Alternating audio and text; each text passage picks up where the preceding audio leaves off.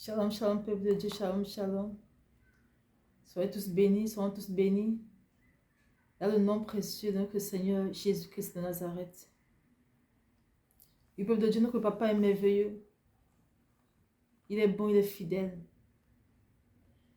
Il dit, il ne fait rien sans avoir prévenu à son peuple. Il ne fait rien sans avoir révélé à ses enfants. Oui, merci mon Dieu pour ce moment. Que je sais dans ta présence, afin que toi ce soit concorde. Merci pour la trompette que tu ne cesses, Père, de sonner. Afin que, ensemble, mes frères et moi, partout le monde entier, que nous nous réveillons, Père, pour nous accrocher à toi seul. Sois encore magnifié, sois encore couronné, et que toute la gloire de nous te soit rendue pour des siècles et des siècles. Merci Jésus. Oui, peuple de Dieu,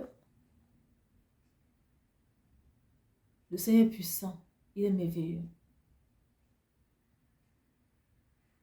Et il ne cesse de sonner la trompette afin de réveiller son peuple du sommeil. Afin de faire comprendre à son peuple que tout ce qui est écrit dans la parole, dans la Bible, qu'on lit chaque fois là, est réel. Il dit tout ce qui est écrit dans sa parole va s'accomplir avec des certitudes. Aussi longtemps qu'il demeure Dieu, tout sera comme il a écrit, comme il a dit, comme il a déclaré. J'étais tout récemment, le début de ce mois, janvier 2023, j'étais après ma prière. Et ce jour après ma prière, j'étais allongé, le Seigneur me parlait beaucoup, il me donnait beaucoup de messages. Parmi ces messages que je vais véhiculer au fil du temps, il m'a donné celui que je viens partager avec toi, mon frère, ma soeur. Le Seigneur m'envoie te dire que la trompette va sonner, Ce jour, il me parlait, il me disait, la trompette va sonner. Dis cela, mon peuple. Et je viens exécuter ce que notre Père, m'a demandé de faire. Il m'a dit de venir parler de ça à son peuple. Peuple de Dieu, le Seigneur Jésus-Christ de Nazareth dit, la trompette va sonner.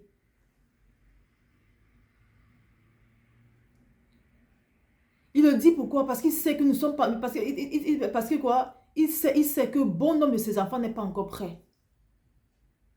Mais pourtant, il aimerait que nous soyons tous à ses côtés. Voilà la raison pour laquelle il sonne encore la trompette. Parce qu'il nous aime tellement. Et parce qu'il veut tellement qu'on soit à ses côtés, qu'il envoie les messagers de dire au peuple. Il m'envoie en ce jour, te dit encore, que la trompette va sonner. Et sache que ce qui sort de sa bouche s'accomplit toujours. Peuple de Dieu, je viens te dire ce qui est sorti de la bouche de ton Créateur, Jésus Nazareth. Il m'a fait la grâce méritée. Il y a un message qui me donne audiblement, par sa propre bouche. Il y a un message qui me donne par révélation. Mais là, c'est lui-même qui a parlé.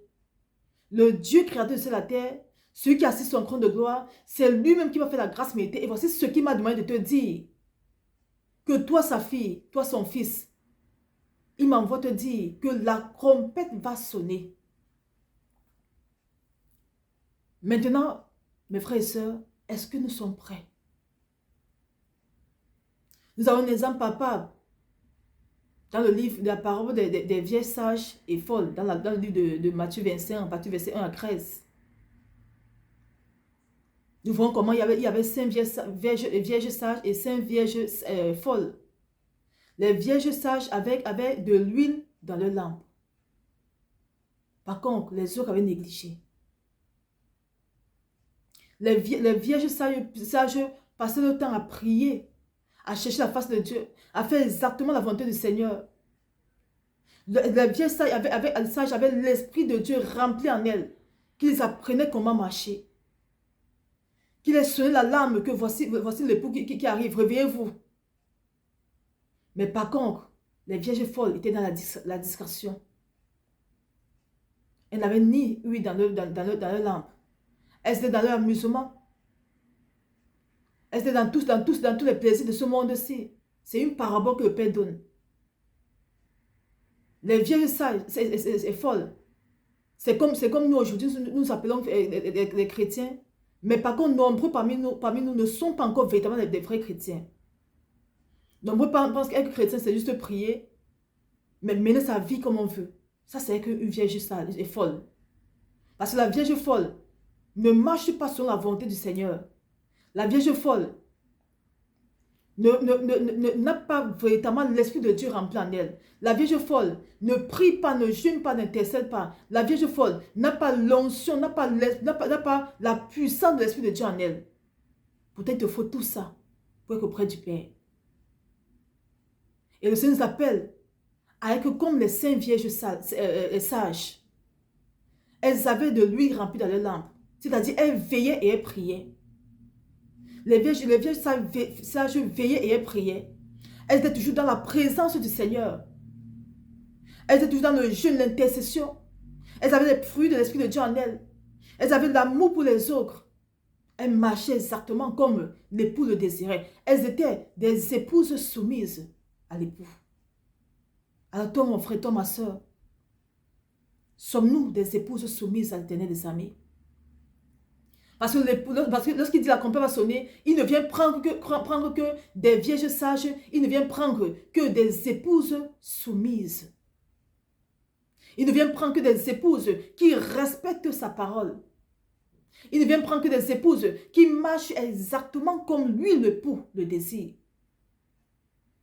Il ne vient prendre que des épouses qui ont tué leur chair afin que son esprit, l'esprit de l'époux, grandisse en elle et qu'elle manifeste partout dans le monde entier. Voilà ce que le Père vient chercher. Il m'envoie encore te dire que la trompette va sonner. Il n'a pas dit la trompette va bientôt sonner. Il a dit la trompette va sonner. Il dit dans sa parole, dans Apocalypse 22, verset 14, « Heureux ceux qui lavent leur robe, afin d'avoir droit à l'arbre de vie et d'entrer par les portes dans la ville. » Dans Matthieu 25, verset 10, c'est écrit, « Pendant qu'elles allaient en acheter, l'époux arriva, celle qui était prête entrèrent avec lui dans la salle des noces, et la porte fut fermée. » Peuple de Dieu.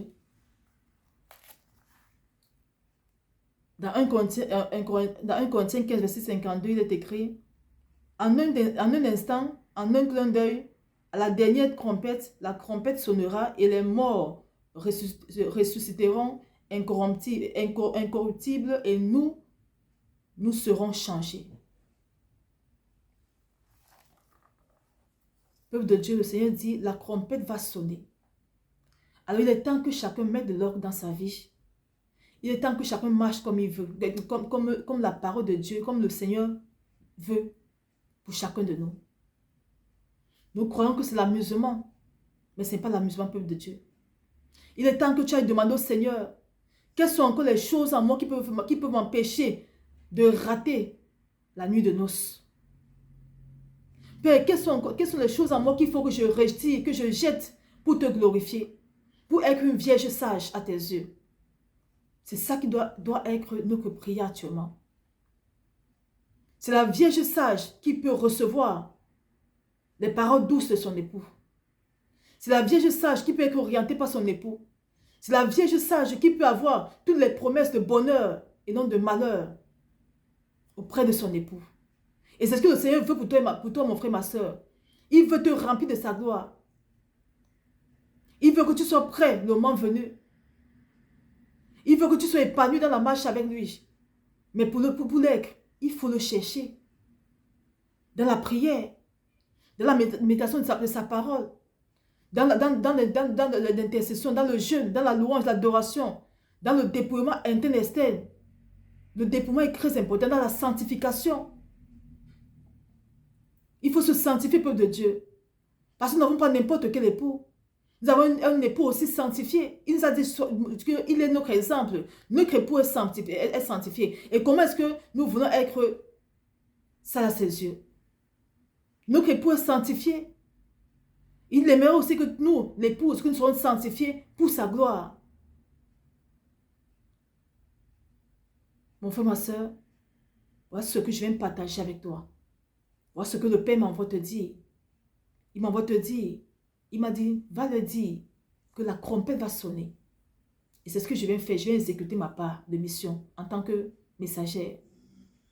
Je viens encore sonner la trompette pour te dire, le Père, Jésus de Nazareth dit, la trompette va sonner. Alors, cherchons ensemble à savoir si nous sommes des vierges sages. Cherchons ensemble à savoir si nous sommes propres à ses yeux. Cherchons ensemble à savoir si, lorsqu'il viendra, nous serons à ses côtés. Au cas concret, alors, allons nous repentir. Allons laver nos robes. Allons le chercher dans la prière. Allons mettre la parole de Dieu. Allons marcher comme le désir. Allons pour qu'il nous change. Nous ne pouvons rien faire par nous, un peuple de Dieu. Nous pouvons tout faire. La parole de Dieu dit, je puis tout par ceux qui me fortifient. Il n'y a que lui qui peut te fortifier. Alors, ce que nous avons fait, c'est d'aller à ses pieds. Le supplier de nous fortifier. Le supplier de marcher sans sa volonté. Parce que par de notre propre force, on ne peut pas se sanctifier. On ne peut pas se dépouiller. Si on veut vraiment être changé par le Seigneur, c'est à nous d'aller vers lui, en toute sincérité, lui dire, papa, s'il te plaît, change-moi. Aide-moi à être ce que tu désires. Aide-moi à être cette vierge sage. Aide-moi à être cette épouse soumise à tes pieds. Aide-moi à être rempli de ton esprit. Afin de veiller et de prier. Afin de te trouver ce précieux jour. Parce qu'il dit, personne ne sait le jour ni l'heure. Lui se connaît toutes choses. Mais il nous prévient là-bas, je nous fais comprendre que les jours sont approchés. Il dit, la trompette va sonner. Donc c'est à nous de ranger nos vies, peuple de Dieu. Il a dit, chrétiens, attention. C'est-à-dire, si nous sommes vraiment des chrétiens, il est temps de faire son choix actuellement. Soit nous sommes des chrétiens, soit nous sommes des païens. Ici, c'est un véritable chrétien qui est appelé à voir l'époux lorsqu'il viendra. Si tu es un chrétien, alors sache que tu ne le verras pas. Donc, il est temps d'être un véritable chrétien. Il est temps d'être un véritable chrétien, peuple de Dieu. De par ta force, ce n'est pas facile. Mais va lui demander, il t'aidera. Me voici devant toi. Lui-même pourra te dépouiller. Lui-même pourra te remplir de son amour afin que tu obéisses exactement sa parole. Lui-même pourra tout faire dans ta vie. Alors, soyons bénis, peuple de Dieu, soyons bénis. Et fortifions-nous ensemble. Tout ce que le Père dit, ce n'est pas pour nous effrayer, comme je le dis d'habitude. C'est pour notre bien. Tout ce qu'il fait, tous les messages qu'il donne, c'est pour nous. C'est parce qu'il nous aime qu'il le fait. C'est parce qu'il nous aime qu'il le fait, peuple de Dieu. Alors si tu l'aimes aussi, fais aussi ce qu'il te demande. Fais aussi en retour ce qu'il veut pour toi. Parce que tout ce qu'il veut pour nous, c'est pour notre bien. Alors soyons tous bénis. Et que la gloire lui soit toujours rendue pour toujours. Au nom puissant de Jésus de Nazareth. Amen.